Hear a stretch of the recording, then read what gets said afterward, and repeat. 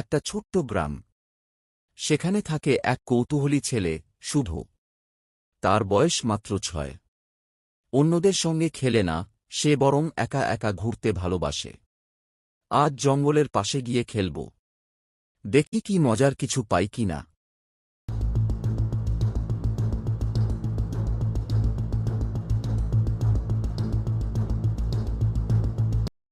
এই, কে ওখানে?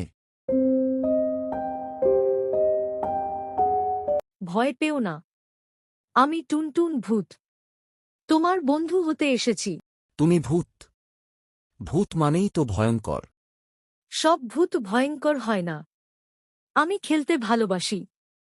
কেউ খেলে না, আমি একা হয়ে গেছি। আমি তো খুব ভালো খেলি।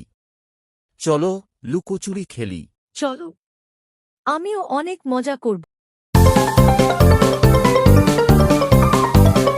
ওরে বাবা, আমি তো আকাশে উড়ে গেলাম। তুমি আমার প্রথম বন্ধু। খুব ভালো লাগছে। ও না, মা নিশ্চয়ই খুঁজছে আমাকে। আমাকে এখনই যেতে হবে। তুমি কি আর আসবে না? অবশ্যই আসব। সপ্তাহে একদিন খেলতে আসব। বন্ধুরা কথা রাখে, তাই না? ঠিক বলেছ। আমি প্রতিদিন অপেক্ষা করব। এইভাবে এক ছোট্ট শিশু আর এক ছোট্ট ভূতের মধ্যে গড়ে উঠল মজার এক বন্ধুত্ব। ভয় নয়, ভালোবাসায় জয় হয় সবকিছু। বন্ধুত্বের জন্য দরকার ভালো মন আর সত্য কথা। ভূত হলেও সে হতে পারে একজন সেরা বন্ধু।